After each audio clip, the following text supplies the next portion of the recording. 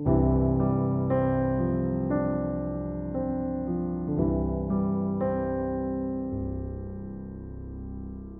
오늘도 하나님을 사랑하는 마음으로 이 자리에 오신 여러분들을 주님의 이름으로 진심으로 환영하고 사랑합니다. 네. 여러분들은 사람들을 만나면 가장 먼저 어떤 말을 하십니까? 아마도 대부분의 사람들은 만나서 하는 것은 아마도 안녕하세요가 아닐까 싶습니다. 우리는 누구를 만나든지 인사를 가장 먼저 하게 되죠. 우리가 늘상 사용하고 있는 안녕하세요. 혹시 근데 이런 생각 해본 적 있으십니까?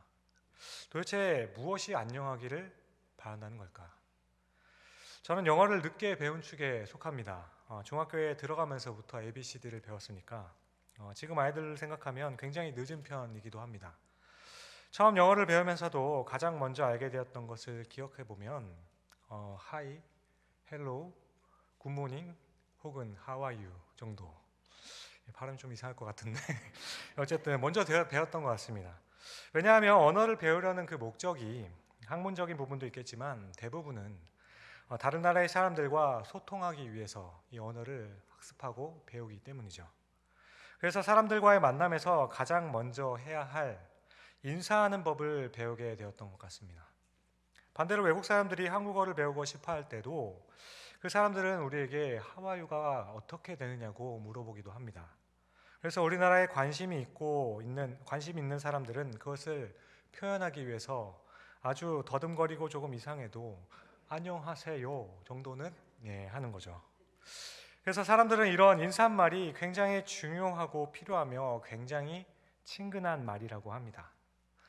그런데 여러분, 어떤 사람이 한국 사람들은 인사를 할 때 어떻게 인사를 하나요? 라고 이렇게 물어보는데 이렇게 대답해 주면 어떨까요? 시야 맹춘지절에 기체오 일양 만강하옵시고 옥체 그만하옵심을 악망하나이다. 도대체 무슨 말인지를 모르겠어요. 시야 맹춘지절에 기체오 일양 만강하옵신지 옥체 그만하옵신지를 악망한다. 우리는 이렇게 인사를 합니다 라고 소개를 좀 해주면 어떨까요? 저는 설교를 준비하면서 외워보려고 했는데도 절대로 이어지지가 않아서 지금도 보고 읽어도 틀릴 것 같은데 한국 사람들은 이렇게 인사를 합니다 라고 외국 사람들에게 알려주면 과연 그 반응이 어떨까? 다시 그럼 여러분, 이런 인사가 형식적이겠습니까? 아니면 지금 우리가 늘 사용하고 있는 안녕하세요, 안녕하십니까가 더 형식적이겠습니까? 기체오량 만강하신지요 옥체 그만하옵심을 악망한다. 이런 인사가 너무 거창하고 형식적으로 보이기도 합니다. 하지만 저는 안녕하세요 보다는 조금 낫다는 생각도 해보게 돼요.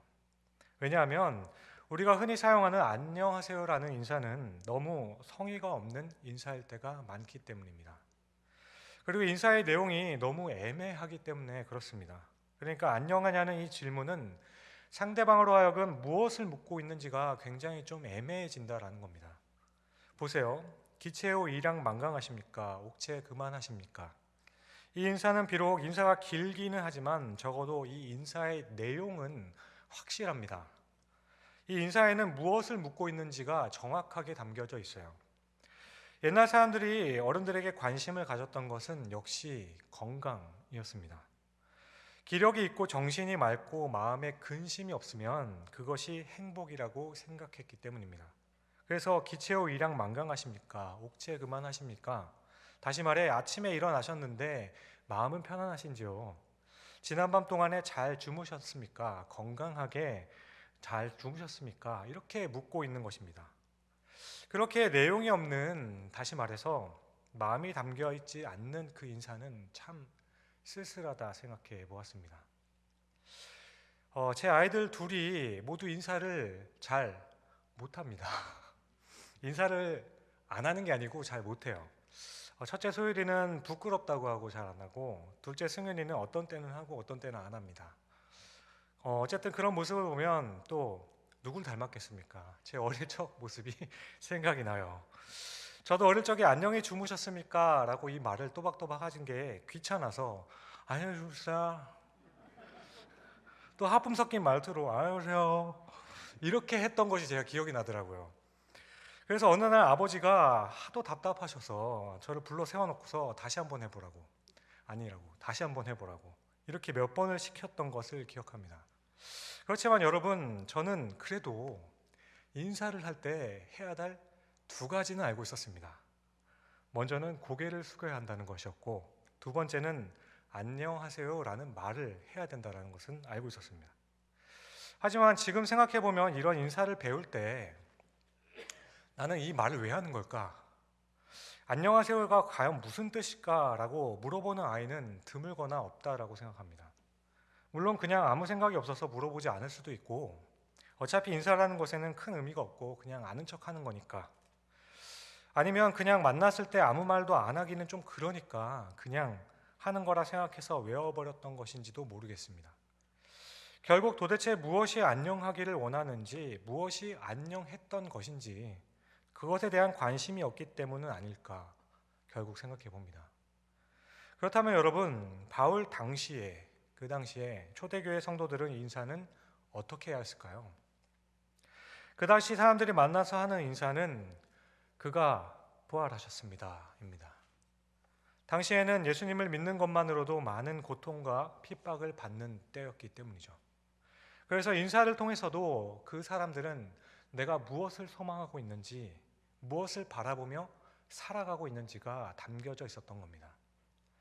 그럼 요즘에 가장 많이 사용하는 교회에서의 인사말은 무엇일까요?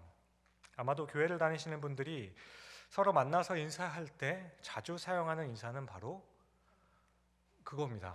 네, 할렐루야입니다. 그런데 이 말도 사실 대부분의 사람들은 그냥 교회 다니는 사람들끼리 하는 인사인가 보다라고 생각하기도 합니다. 아마도 그 의미가 무엇인지 아는 사람은 그리 많지는 않을 것 같습니다. 심지어 교회를 다니는 사람들조차도 배우기는 하였지만 할렐루야는 과연 무슨 뜻인지를 모르는 사람도 있습니다. 그래서 기독교인이 아닌 사람에게 인사를 하면서 할렐루야를 외치면 그냥 그 사람은 그냥 교회에서 하는 인사인가 보다라고 넘기는 거죠. 할렐루야가 무슨 뜻인지, 의미가 무엇인지 그 인사를 통해서 전달하고자 하는 그 메시지는 전혀 전달되지 않는 때가 있었다라는 겁니다. 그럼 이 시점에서 한번 여쭤볼까요? 여러분, 할렐루야의 뜻을 알고 계십니까? 그렇습니다. 네, 모두가 알고 계신 것 같습니다. 너희는 여호와를 찬양하라. 역시 우리 교회 성도님들은 수준이 높으십니다. 여러분, 오늘 본문의 말씀을 보시면 사도 바울은 여러 교회들에게 서신을 쓸 때마다 맨 앞에 인사말을 하면서 항상 썼던 단어가 있습니다. 그것은 바로 2절에 하나님 우리 아버지와 주 예수 그리스도로부터 은혜와 평강이 너희에게 있을지어다. 바울은 13개의 서신에서 이 은혜와 평강이라는 인사말을 꼭 남겼습니다. 솔직히 저는 오늘 본문을 많은 경우에 우리가 늘상 사용했던 그 안녕하세요처럼 그냥 서신을 시작하면서 그냥 이렇게 시작하는가 보다라고 넘긴 적이 참 많습니다. 하나님 우리 아버지와 주 예수 그리스도로부터 은혜와 평강이 너희에게 있을지어다. 이 부분을 읽을 때 그냥 인사말이겠거니 지나쳤던 거죠. 하지만 인사에 대해서 앞서 말씀드렸듯이 우리가 나누는 인사말에는 무엇을 가장 소중하게 생각하는지 담겨 있는 법이죠. 따라서 바울이 상황이 다른 각 교회마다 늘 사용했던 은혜와 평강이라는 이 인사에는 바울이 과연 무엇을 가장 소중하게 생각하는지를 담고 있다라는 것을 우리는 짐작할 수 있다라는 겁니다. 이 인사에는 바울의 그 철학과 신학이 포함되어 있다라는 거예요. 그러므로 오늘 이 시간에 우리는 그 당시의 사람들에게 이 은혜와 평강이 과연 어떤 의미로 인사가 되고 위로가 되었는지를 한번 상고해 보려고 합니다. 오늘 말씀을 듣는 가운데 하나님께서 깨닫게 하시는 귀한 은혜가 있으시기를 주님의 이름으로 축원드립니다. 에베소서는 에베소에 있는 사람들에게 보내는 편지입니다. 그렇다면 당시 에베소에 있는 어떤 상황에 있는 그 사람들에게 편지를 하였으며 바울은 무엇을 가르쳐 은혜라고 불렀던 것일까요? 사도 바울이 생각했던 은혜란 과연 무엇일까요? 우리가 이 단어의 의미를 파악하기 위해서는 당시의 에베소의 상황을 좀 살펴볼 필요가 있습니다. 당시 에베소에는 세계 7대 불가사의라고 불렸던 아데미 신전이라는 것이 있습니다. 이 아데미 신전은 이집트의 피라미드와 머금가는 세계에서 가장 큰 신전입니다. 그만큼 하나님이 아닌 이방 신상을 섬기는 일에 가장 모범이 되었던 곳입니다. 그리고 바울은 2차 전도 중에 고린도를 지나 3년 동안 에베소 이 지역에 머물면서 사역을 하죠. 그런데 그때 하나님의 은혜가 얼마나 컸던지 바울이 가지고 있던 손수건이나 그의 그림자만, 앞치마만 얹어도 병이 낫게 되었다고, 귀신이 떠나가게 되었다라고 기록하고 있습니다. 그래서 에베소에는 엄청난 사람들이 하나님을 믿게 됩니다. 그렇게 정말 많은 사람들이 십수년 동안 섬겼던, 아니 평생을 진리로 알고 있었던 아데미 신상을 버리고 마술책을 불태우기 시작합니다. 그러다 보니 여기서 문제가 발생하게 되죠. 그것은 에베소에서 마술책을 만들어서 팔았던 사람, 아데미 신상을 만들고 팔았던 사람들, 그것을 관광으로 업을 하고 있었던 그 사람들이 바울의 이 사역 때문에 먹고 살 길이 막혀버리게 된 겁니다. 그렇게 결국 이들이 주축이 되어서 폭동이 일어나게 됩니다.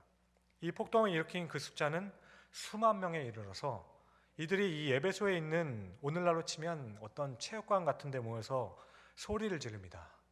크다, 에베소 사람의 아데미여. 이 소리가 얼마나 컸던지 이 일로 인해서 바울은 정말 살기 위해서 그 에베소를 도망 나와야만 했습니다. 이렇게 이 문제가 얼마나 컸으면 나중에 바울이 3차 연도 여행 후에 마치면서 예루살렘으로 가는 길에도 에베소에 들를 수가 없었습니다. 그런데 여기서 더 큰 문제는 바울은 2차 저차에서 도망하여서 괜찮았지만 에베소에 남아있던 하나님을 믿었던 그 사람들이 문제가 되는 거죠. 이들은 하나님을 믿는다는 것 때문에 엄청난 고난과 핍박을 견디면서 신앙생활을 이어갔어야만 했던 겁니다. 여러분, 하나님을 믿는다는 이유만으로 고난 중에 있는 사람들이 있습니다.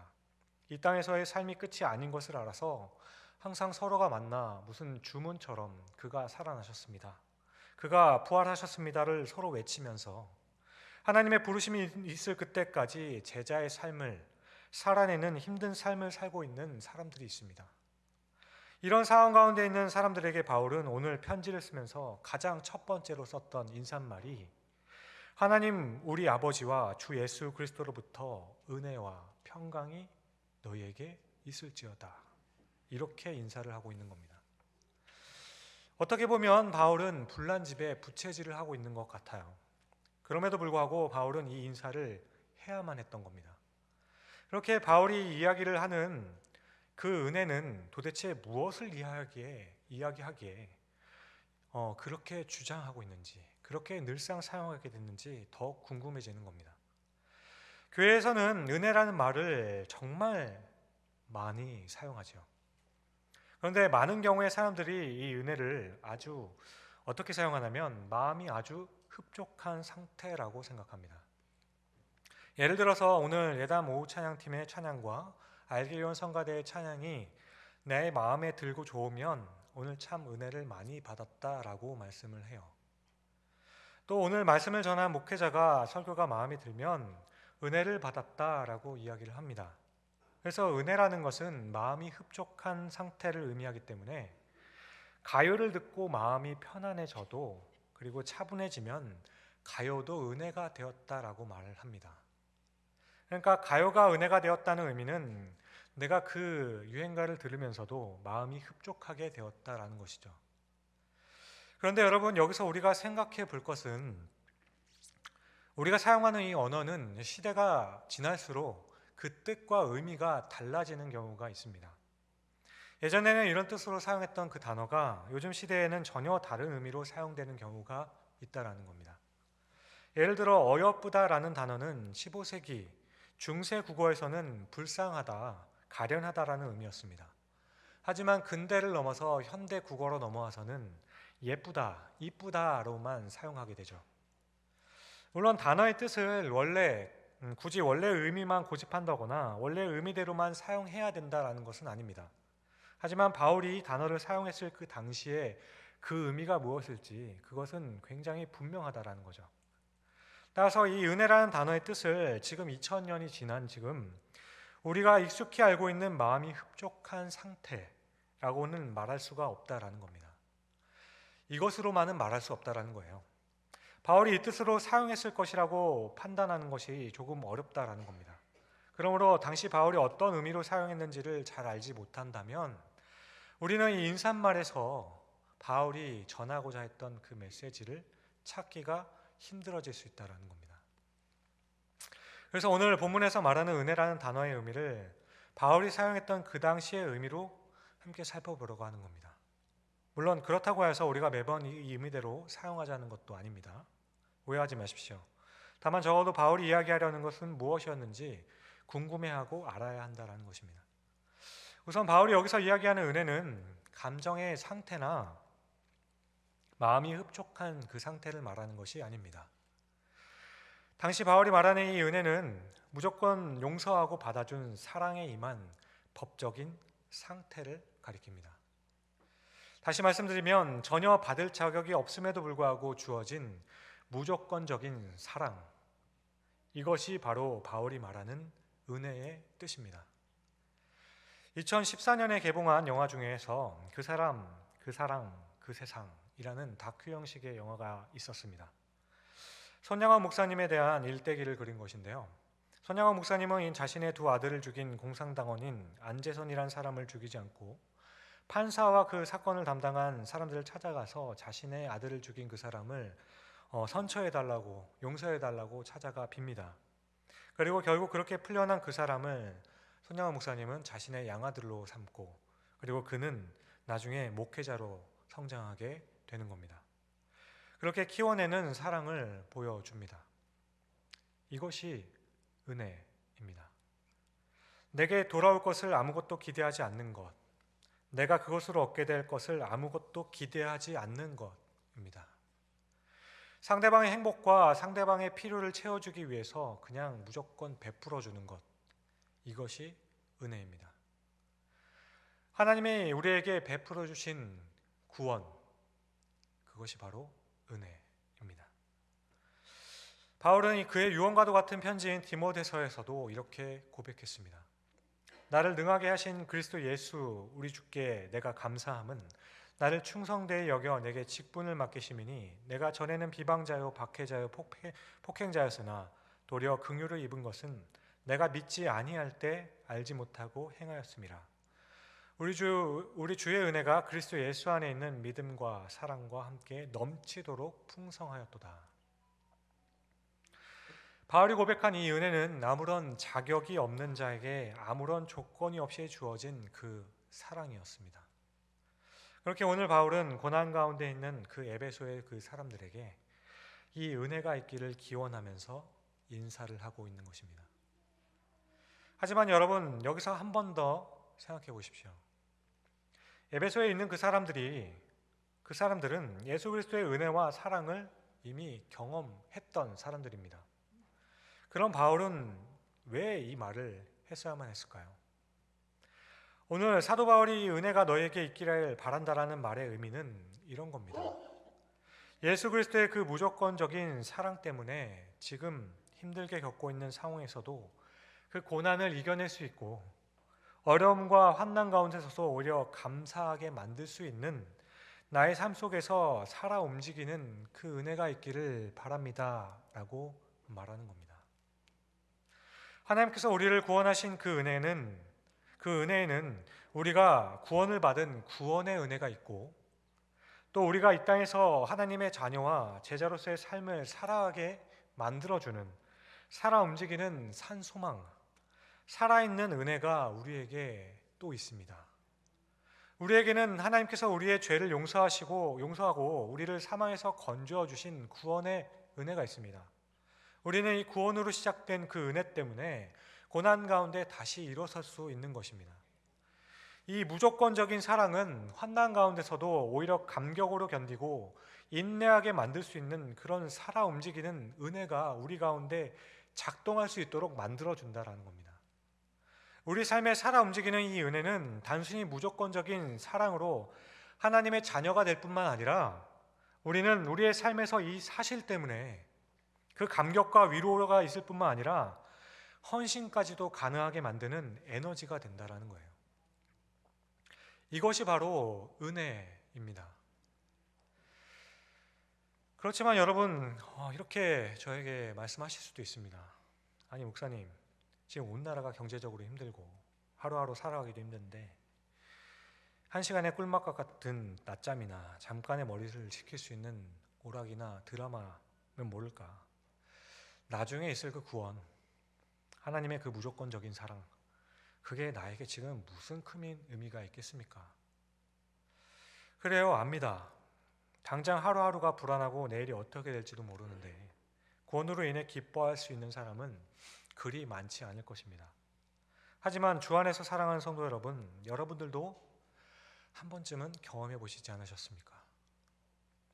몸에 병이 들거나 삶이 너무 지치면 정말 아무것도 못할 것 같은데 이 은혜의 에너지가 들어가면 무엇이든지 견뎌낼 수 있고 극복할 수 있었습니다. 정말로 마음속에 아쉬움과 안타까움들 때문에 불안해서 한 잠도 자지 못했는데 이때 하나님이 나와 함께 하신다는 이 은혜에 대한 감동이 내 안에 가득 차게 되면 하나님의 사람들은 그것이 그냥 위로가 되고 힘이 되어 다시 살아나는 것 경험해 보시지 않으셨습니까? 하나님의 사람들에게 가장 확실한 그 위로와 힘은 앞으로는 아무런 힘든 일이 없을 것이라는 것이 아니지요. 정말 너무 힘들어서 주저앉아 앉아서 일어나지 못할 것 같은 그 힘든 가운데 있지만 그래도 하나님이 나와 함께 하신다는 확신이 나에게 있으면 이것이 가장 확실한 위로와 힘이 되는 겁니다.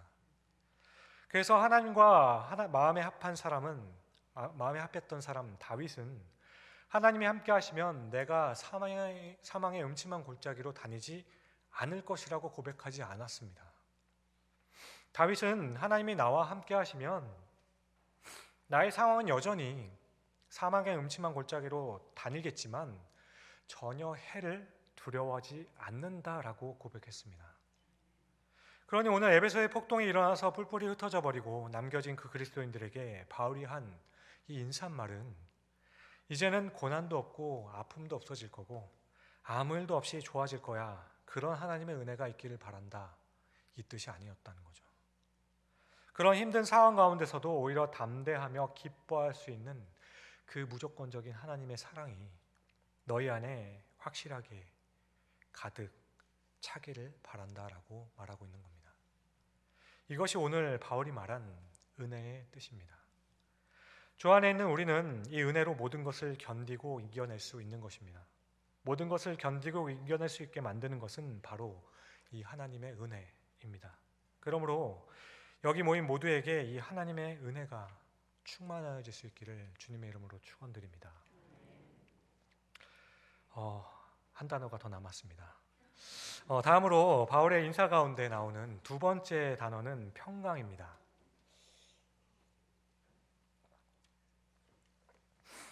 평안, 평화, 평강 다 같은 말일 것 같은데요. 비슷한 말인데 이 말에도 앞서 말씀드린 은혜와 같은 비슷한 오해가 있는 것 같습니다. 일반적으로 사람들이 생각하는 평강이란, 평안이란 잔잔하고 흔들림이 없는 아주 고요한 상태를 생각합니다. 모든 것이 잔잔해지는 거죠. 바람 한 점 없어서 물은 그냥 잔잔한데 그곳에 푸른 초원에 누워서 풀을 뜯는 양들을 바라보며 있는 그 목자의 모습을 상상해 보면 우리는 이런 장면을 상상하면 평화롭다, 평강하다라고 생각을 하죠. 하지만 길을 잃어버려서 절벽 끝에 서서 언제 떨어져 죽을지 모르는 위기 상황 가운데 있는 어린 양을 보면서 그 양을 구하기 위해 팔을 내밀어 그 양에게 손을 내밀고 있는 그 목자의 모습을 보면서 우리는 평강하다라고 말하지는 않죠. 그래서 우리가 생각하는 평강은 그냥 조용하고 잔잔한 상태를 뜻할 때가 참 많습니다. 그런데 여러분, 사람들은 누구나 다 고난 당하면 두려워지는 법입니다. 어려움을 당하면 못 견디게 불안해지는 것이 당연히 사람이에요. 물론 반대로 어떤 일을 당해도 마음이 전혀 요동하지 않고 아주 냉정하고 대범한 사람들도 있습니다. 그러나 이런 경우는 제가 생각하기로는 어쩌면 신앙보다는 그 사람이 가지고 있는 성품이나 인격적인 성숙에 관련되어 있는 것이 아닌가 싶습니다. 그래서 대부분의 사람들은 나는 그렇지 않을 것이라고 생각하고 그렇게 다짐을 해왔지만 오랜만에 찾아간 병원에서 좋지 않는 진단을 받게 되면 굉장히 담대하고 차분해질 줄을 알았는데, 아니 마음으로는 그렇게 하려고 하지만 괜히 눈물이 나고 갑자기 모든 것이 허망해지는 것이 바로 우리들입니다. 그래서 어느 때는 밤에 잠을 자다가도 깨면 다시 잠을 이루지 못하고 밤을 끝까지 설쳐내는 것, 이것이 바로 우리의 연약함이죠. 고난을 당하면 이런 마음의 불안과 염려, 근심은 누구에게나 있는 것입니다. 저의 경우를 보아도 저는 조금만 어려운 일을 당해도, 또 제가 사랑하는 사람들이 어려움을 당했다는 소식을 접하면 잠이 잘 오지 않고 입맛도 없어집니다. 여러분, 저를 아시는 분들은 아시겠지만 제가 입맛이 떨어진다면 어느 정도인지 짐작하실 겁니다. 그래서 어느 때에는 너무 마음이 불안하고 진정되지 않을 때 할 수 있는 최선은 그냥 마음의 평정을 찾는 것이 아니라 그런 모습이 드러나지 않도록 노력하는 것이 전부이겠다 생각할 때가 참 많습니다. 물론 저도 압니다. 그래서 기도하고 찬송을 부르기도 하고 말씀을 듣기도 합니다. 고난 가운데 기도하는 것, 찬송 크게 부르는 것, 말씀을 계속 듣는 것 중요합니다. 그런데 그것이 나의 마음을 안정시키기 위한 어떤 안정제와 같은 역할을 위해서 하는 것이라면 이것은 진정한 의미의 평강이 아니라는 것입니다. 기도를 통해서 하나님을 찾고 하나님을 붙들려는 것이 아니라 기도를 통해서 그냥 내 마음을 진정시키려고 하는 목적이 있다면 그것은 진정한 의미의 평강을 찾는 것이 아니라는 겁니다. 고난 가운데 나의 마음을 진정시키기 위해서 목이 터져라 부르는 그 찬양은 매우 치열해 보이는 영적인 모습입니다. 그런데 그렇게 목이 다 쉴 정도로 부른 후에 이제는 좀 마음이 진정되는 것 같다, 이렇게 된다면 이때는 찬송이 아니라 좋아하는 유행가를 불러도 그렇게 될 것이라고 생각합니다. 따라서 오늘 바울이 말하는 평강이 있기를 바란다는 것은 어떤 상황에서도 마음을 차분하게 계속해서 유지하도록 하는 것에 신앙의 목적을 두라는 것이 아닙니다. 마음의 평안함을 지키는 것이 신앙의 본질이 아니라는 것입니다. 또한 신앙생활을 하면서도 불구하고 언제나 안정된 상태를 유지하지 못하는 것은 믿음이 없는 증거라고 말하는 것도 아니에요. 물론 하나님의 은혜의 결과로 마음이 평안해지고 차분해질 수도 있겠죠. 이것도 추구해야 될 것이겠지만 오늘 바울이 말한 너희 안에 평강이 있기를 바란다라는 말의 그 인사의 의미는 이런 겁니다. 마음이 굉장히 복잡하고 좋지 않더라도 그 마음에 남아있는 하나님과의 관계적인 확신, 이것이 바로 평강입니다. 그러니까 참된 평강이란 마음이 평화로움을 유지할 수 있는 그 마음의 잔잔한 상태를 말하고 있는 것이 아닙니다. 여기서 말씀하는 평강은 하나님과 화목하게 됨으로 가능해지는 그 법적인 관계를 의미하는 거예요. 다시 말해 성경에서 말하는 평강은 평강을 만들 수 있는 상태를 말하는 것이 아닙니다. 왜냐하면 평강을 만들 수 있는 상태가 아니라면 진정한 평강이 아니기 때문이죠. 제가 6살쯤이었던 것 같습니다. 그때 왜 그렇게 했는지 제가 아직도 이해가 되지 않지만 집에 화장실에 하나씩 다 있는 수건거리로 저는 철봉을 하며 놀았습니다. 왜 그렇게 했는지 아직도 이해를 못하겠어요. 그러다 어느 날 어느 때와 같이 수건거리로 제가 철봉을 하면서 놀았는데 결국 저의 성장세를 따라가지 못한 수건거리가 화장실 타일 벽과 함께 떨어지는 사태가 벌어지게 됩니다. 그리고 수건거리가 떨어진 그곳에는 크게 빵빵 큰 구멍이 2개 생기게 됐습니다. 정말 큰일이 났죠. 이걸 어떻게 할까 고민하고 있는데 밖에서 친구들이 불러요. 상렬아 놀자. 그래서 저는 어떻게 했을까요? 수건거리를 신발장 위에 놓고 놀러 나갔습니다. 아무런 생각이 없던 6살이었습니다. 이렇게 한두 시간 놀다가 목이 말라서 물을 먹기 위해서 다시 집으로 딱 돌아왔는데 문득 수건거리가 눈앞에 딱 보이는 거예요. 그리고 번신이 번쩍 들어서 시계를 딱 봤는데 5시, 6시쯤 넘어갔던 것 같습니다. 그래서 어머니가 올 때가 됐어요. 죽었죠? 어떡합니까? 이렇게 어떻게 할지 몰라서 조마조마한데 아주 그때 기발한 생각 하나가 딱 떠올랐어요. 그때 저는 모태신앙으로 6살 평생 섬겼던 하나님께서 저를 어머니로부터 살려주시기 위해서 그 생각을 저에게 넣어주셨다라고 생각합니다. 갑자기 순간 문득 얼마 전에 아버지께서 직장에서 가지고 오셨던 공업용 양면 테이프가 생각이 났습니다. 지금으로 치면 3M 그 양면 테이프 있잖아요. 아무튼 저는 그 양면 테이프로 구멍 난 곳을 이렇게 잘 메꾸고 떨어진 수건거리를 아주 감쪽같이 탁 붙여놨습니다.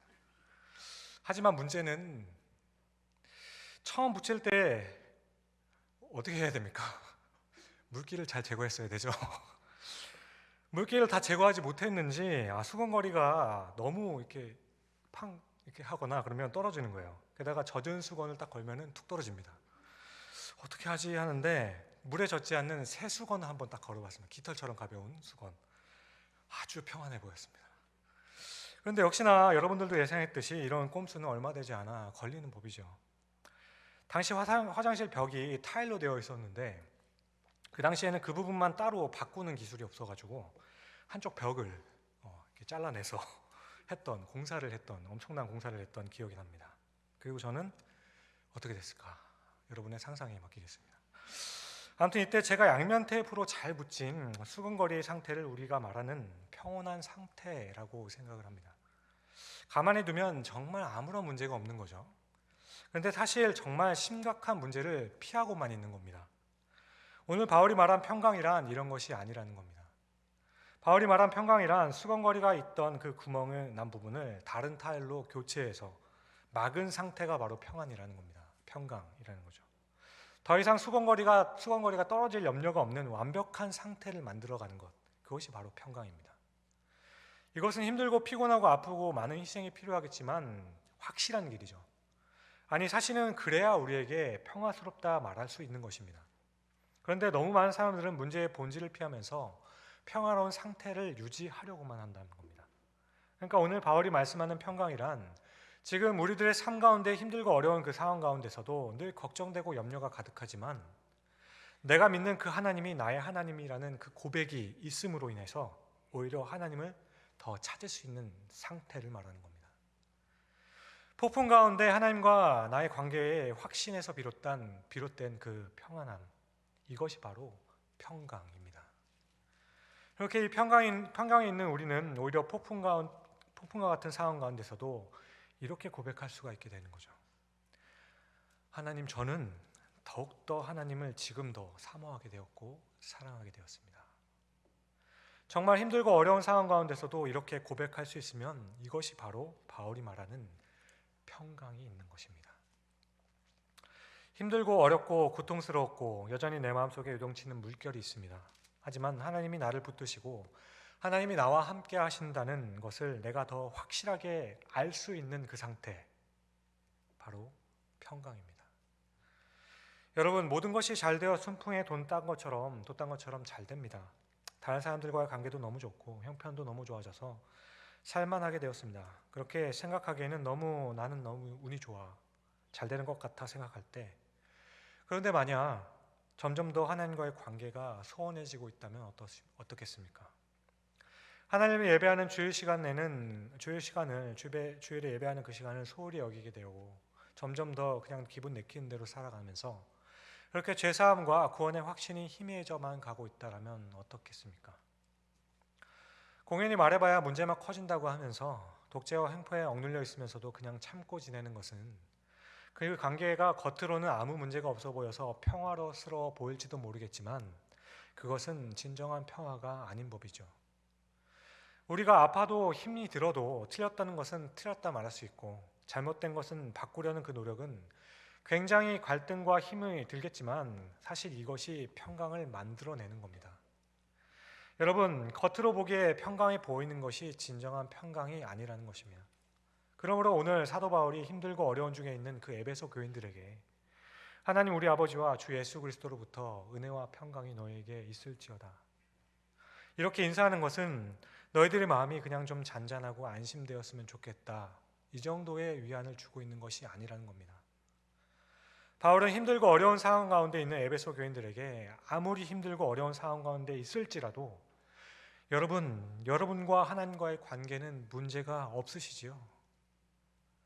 여러분들이 어디에 무엇을 하고 있든지 간에 하나님과의 관계는 흔들리지 않기를 바랍니다. 이것을 얘기하고 있는 것입니다.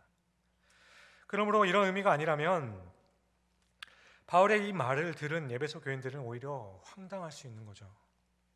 평화라니요, 평강이라니요. 우리의 삶이 어떻게 잔잔해지겠습니까? 우리가 하나님을 믿는다는 이유만으로 얼마나 핍박받고 있는지 당신은 모릅니까? 당신이야 지금 여기에 안 계시지만 지금 우리는 남아서 온갖 핍박을 당하고 있는데 평강하기를 바란다니요, 잔잔하기를 바란다니요. 우리가 흔히 생각하는 평강의 뜻대로라면 이렇게 말하지 않겠습니까? 그러므로 오늘 바울이 에베소 사람들에게 보낸 편지의 첫 인사를 하며 그렇게 묻고 있는 것은, 너 하나님의 사람들아, 하나님과의 관계는 문제가 없으시죠? 여러분, 하나님과의 관계는 지금도 아주 좋지요. 이렇게 인사하고 있는 겁니다. 왜냐하면 이 평강은 우리의 상황이나 마음의 상태가 아닌 하나님과의 관계의 확신에서 비롯된 평안함이기 때문입니다. 그러므로 주 안에서 사랑하는 성도 여러분, 하나님 우리 아버지와 주 예수 그리스도로부터 은혜와 평강이 너에게 있을지어다. 바울이 오늘 에베소에 있는 하나님을 믿는 사람들에게 이렇게 물어보고 있는 것은 이 인사를 듣고 있는 사람 모두가 이렇게 고백할 수 있기를 바라는 마음에서 했던 것입니다. 우리가 비록 힘들고 어려운 처지에 있고 하나님을 믿을 만한 상황에 있지 않을지라도 여러분, 우리가 처음 만났던 그 하나님이 여전히 우리의 하나님이십니다. 그 하나님이 여전히 우리를 지키십니다. 그 하나님이 여전히 우리와 함께 하십니다. 모든 것이 점점 더 힘들어져만 가는 이 시대 가운데 얼마나 더 힘이 들고 어렵게 될 건지 모르는 상황 가운데서 목회자인 저로서는 어떻게 위로를 드려야 할지 모르겠습니다. 그러나 여러분, 우리 하나님께서 우리와 함께 하시고 지키십니다. 이것 말고는 답이 없겠다 싶었습니다. 그래서 저는 오늘 이제 또 한 주를 시작하며 세상으로 나아가는 여러분들에게 이렇게 축복하고 싶습니다. 하나님 우리 아버지와 주 예수 그리스도로부터 은혜와 평강이 여러분들에게 있기를 간절히 축원합니다.